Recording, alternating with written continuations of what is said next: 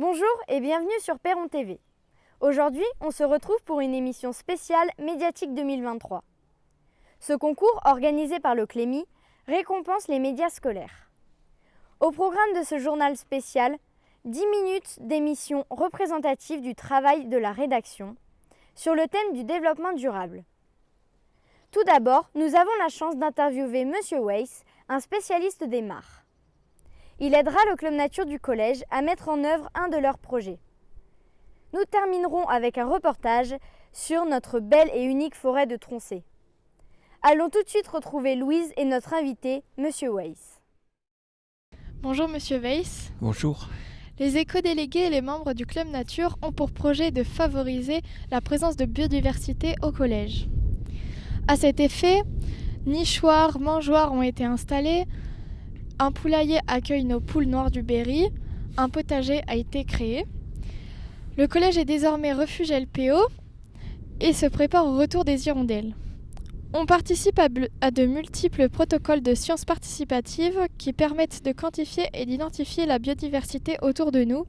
L'objectif est d'accueillir la nature au sein des espaces pédagogiques et de mobiliser la nature comme objet pédagogique et d'apprentissage. Aujourd'hui, nous vous accueillons pour un projet phare de l'aménagement de la mare qui se situe derrière nous. Nous sommes ravis de pouvoir compter sur votre accompagnement pour ce projet. Vous n'êtes pas votre coup d'essai, vous êtes un spécialiste de l'aménagement des mares. Vous êtes le co-réalisateur du documentaire Mare à Palabre. Notre entretien permettra de répondre à cette question. Comment cette mare peut-elle devenir un observatoire du vivant au service des écoliers, des collégiens et des habitants ? Entrons donc dans le vif du sujet. Cette mare est-elle un réservoir de biodiversité ? Alors d'abord, je vous remercie pour votre accueil et puis je vous félicite pour le programme que vous avez, notamment concernant la biodiversité. Alors cette mare, telle qu'on la voit aujourd'hui, peut être considérée comme un peu à l'abandon et elle a le potentiel d'un réservoir de biodiversité, mais actuellement, comme elle est plus entretenue et que les mares, pour 95% d'entre elles, ont été créées par les hommes, ça nécessite un entretien. Parce que sinon, d'abord elles se comblent, elles sont reconquises par la végétation, et donc il y a un certain nombre d'espèces qui ne pourront plus, on va dire, y trouver leur niche écologique. Donc elle a un potentiel de réservoir de biodiversité, mais ça demande avant tout de faire un diagnostic, c'est-à-dire de se rendre sur place à différentes saisons, d'observer les animaux qui, refais-moi une ou deux actions vivent, et puis de faire après un bilan pour voir comment on peut faire pour améliorer et pour tendre vers davantage de biodiversité.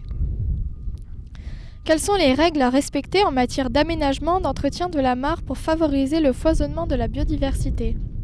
Alors, il faut d'abord qu'il y ait un profil qui soit où il y ait des parties basses pour que notamment les amphibiens qui viennent s'y reproduire, parce que la plupart des amphibiens ne vivent pas toute l'année dans la mare.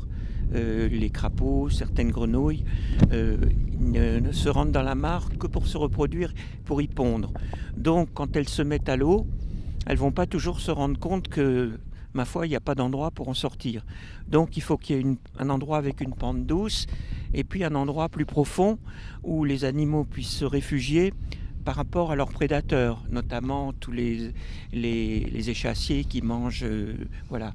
D'autre part, ce qu'il faut aussi, c'est qu'il y ait une surface d'eau libre pour tous les insectes de la mare, parce que si tout est pris par de la végétation, ces insectes-là, qui ont tous des ailes, vont s'enfuir et vont aller voir ailleurs. La biodiversité est très présente aussi dans la forêt de Troncé, l'emblème de notre territoire. Partons à sa découverte. Aux yeux de tous les amoureux de la forêt de toute l'Europe, nous sommes une forêt exceptionnelle. Cette forêt exceptionnelle, à laquelle les habitants s'identifient, c'est la forêt de Troncé. S'étendant sur près de 11 000 hectares au nord-ouest du département de l'Allier, la forêt de Troncé est l'un des plus beaux massifs forestiers de France. C'est un patrimoine exceptionnel. C'est la grande chance de Sérilly, puisque nous avons affaire à la plus belle chênaie d'Europe. Et ça n'est pas une impression de sérioise convaincue, mais ça a été reconnu par toutes les instances nationales, puisque nous sommes labellisés forêt d'exception. Aménagée par Colbert pour répondre aux besoins de la marine, elle abrite aujourd'hui des spécimens plusieurs fois centenaires. Cette longévité est le fruit d'une technique forestière, la sylviculture en futaies régulières.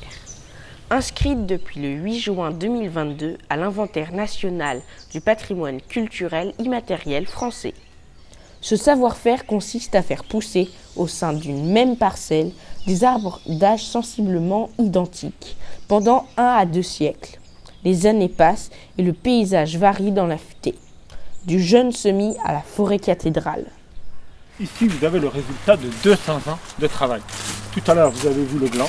Ensuite, l'arbre poussé de 50 ans et 50 ans avec tous les intervenants forestiers qui se sont succédés, ouvriers, agents, ingénieurs, qui se sont succédés sur ce travail. Et voilà le résultat. Ces arbres sont la promesse d'un bois d'excellence qui alimente de nombreux savoir-faire artisanaux. Les bois de Troncé sont utilisés pour la reconstruction de Notre-Dame et pour conserver les vins les plus prestigieux. Les bois de Troncé sont réputés pour la régularité de leurs grains. Les nérandiers et les tonneliers achètent à prix d'or ces produits issus d'un travail de plus de 10 générations.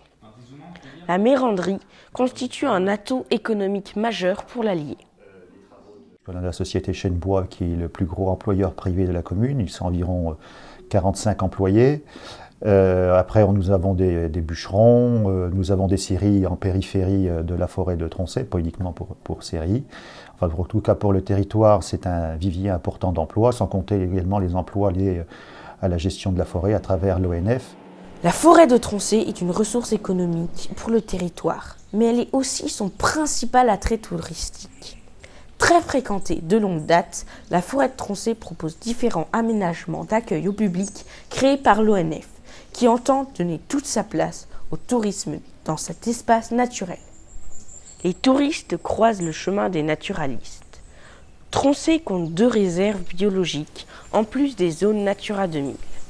Elle abrite une diversité écologique importante, dont de nombreuses espèces d'oiseaux. Dans la forêt de Troncé, il y a environ une centaine d'espèces d'oiseaux nicheuses. Et avec les oiseaux migrateurs tout au long de l'année, et les oiseaux rares, on peut compter environ 200 espèces. Par contre, des espèces spécifiques comme le gomme-mouche noire ou le rouge-queue à front blanc, elles vont avoir tendance à diminuer à cause du réchauffement climatique. Le dérèglement climatique impose de nouveaux enjeux de gestion de la forêt. Sensible aux épisodes de sécheresse et de canicule en raison de son système racinaire traçant, le hêtre dépérit, menaçant ainsi le pic noir. De nouvelles essences sont plantées. Les chênes du Caucase et des chênes pubescents sont venus rejoindre les chênes sessiles et pédonculés. Peu à peu, le réchauffement climatique modifie la forêt. Son exploitation par l'homme la transforme. Pour moi, la forêt, c'est un endroit où je peux me perdre, ou tout au moins m'égarer, parce qu'il n'y a pas trop de points de repère humains, il y a que des points de repère naturels, à savoir le soleil et mon sens de l'orientation. Donc une forêt, pour moi, c'est un endroit où il y a beaucoup de biodiversité. C'est un mot à la mode, mais qui dit bien ce qu'il veut dire, à savoir qu'il y a des mammifères, des oiseaux, des reptiles, des insectes et beaucoup de végétaux. La forêt de Troncé, façonnée par l'homme, façonne à son tour le rapport des hommes au territoire et à la nature. Troncé est le patrimoine de tous les Bourbonnais. Elle est à la fois une ressource économique, touristique et culturelle. Troncé est une forêt d'exception, le lieu d'expression de savoir-faire reconnu internationalement. Troncé est tout cela à la fois. Elle n'est pas, en revanche, la forêt primaire, havre de biodiversité que certains souhaiteraient. Cela en est fini pour ce journal, en espérant qu'il vous ait fait découvrir ce que réalise au quotidien la rédaction de Perron TV. Les autres productions sont disponibles sur le site Mediascol de l'établissement.